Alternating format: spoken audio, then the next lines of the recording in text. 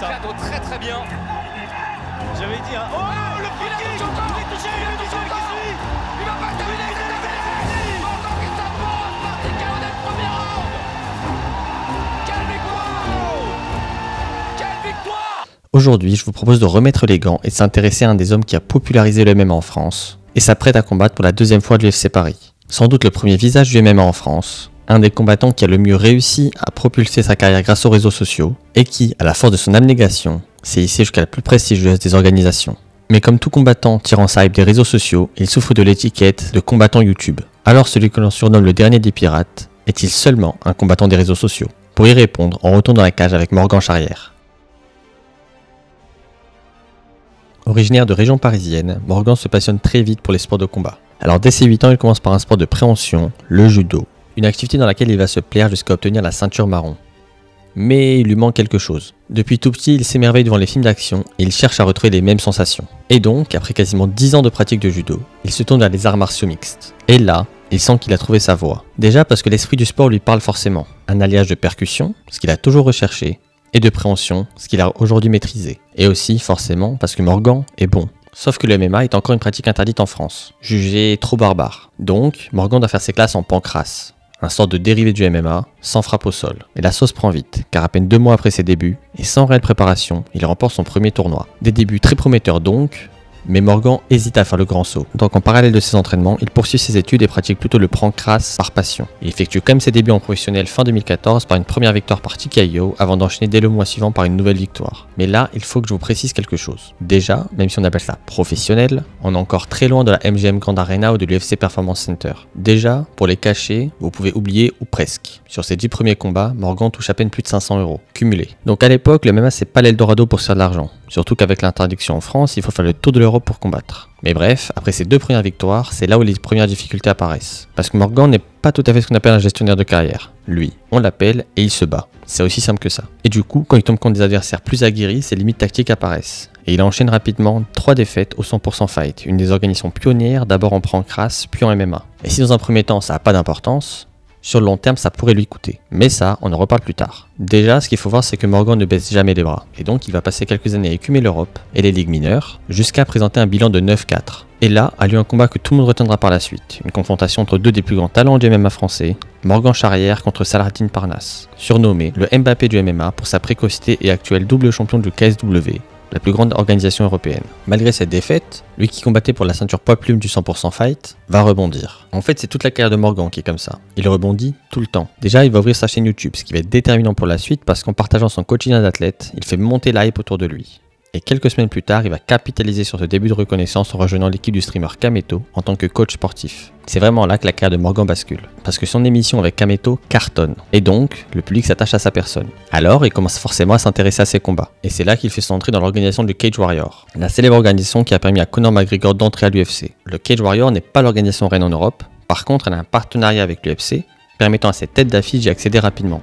Et maintenant, c'est ça l'objectif de Morgan, entrer à l'UFC. Alors, en menant en parallèle sa chaîne YouTube, où il lance sa célèbre série En route pour l'UFC, son rôle de coach de Kameto et sa carrière de combattant MMA, Morgan se crée une hype, jamais vue en France dans ce sport. Et ça, le Cage Warrior l'a bien compris. Alors, malgré une défaite inaugurale, il enchaîne rapidement sur 2 victoires qui lui permettent déjà de combattre pour la ceinture. Parce que oui, le Cage Warrior sait bonifier sa star. Les combats sont hype comme jamais et les réseaux sociaux font gonfler les profits de l'organisation.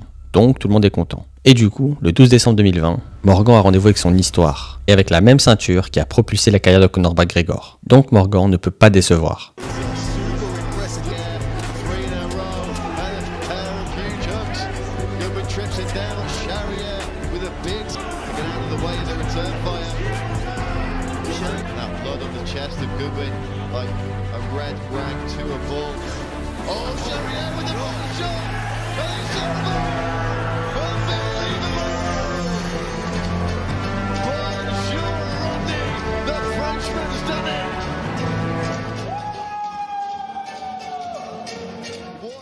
Morgan est au sommet, une place dont il n'aurait jamais rêvé et qui doit lui ouvrir les portes de l'UFC. Mais d'abord, il faut confirmer, une place à l'UFC, ça se mérite. Et le problème, c'est que malgré ce beau titre, Morgan n'affiche qu'un bilan de 15 victoires pour 7 défaites. Alors pour effacer ce record plutôt moyen, il faut véritablement dominer sa catégorie au Cage Warrior. Et donc seulement 3 mois après avoir reporté son titre, Charrière doit le défendre contre Jordan Vucenic. Et à la suite d'un combat très disputé, Morgan va se faire un peu voler. Oui, j'ose le dire.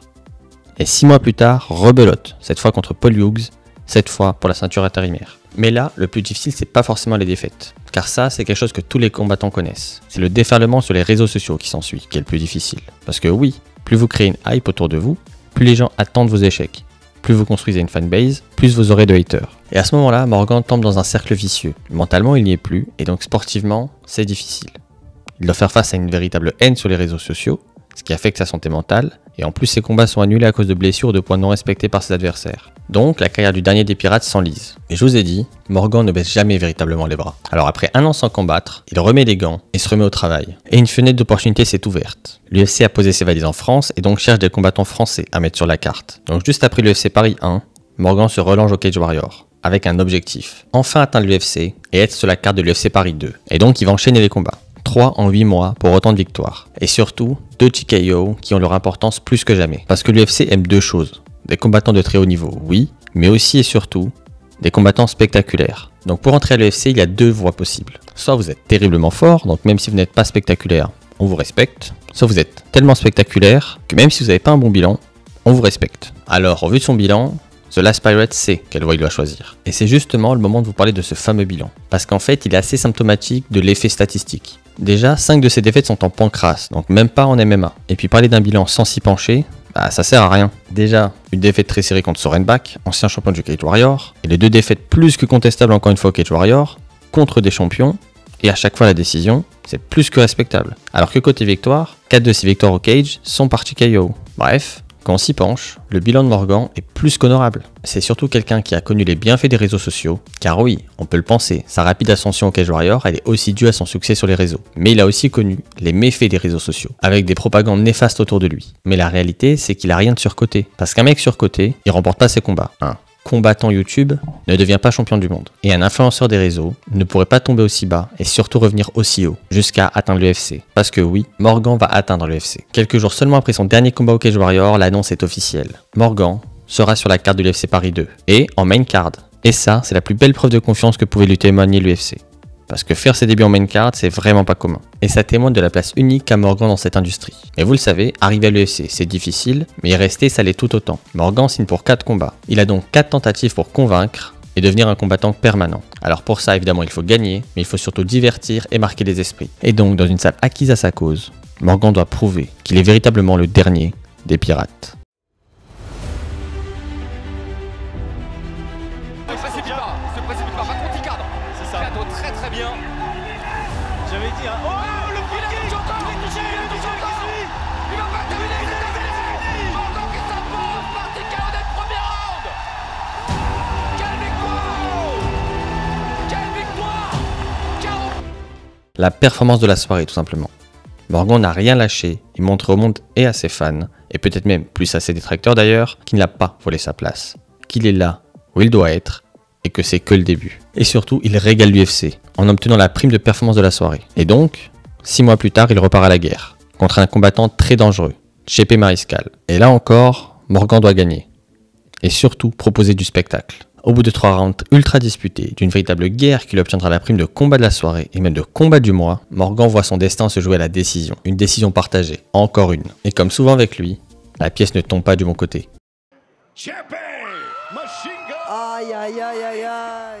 Mais si ça pourrait paraître comme un pas en arrière, c'est pas vraiment le cas.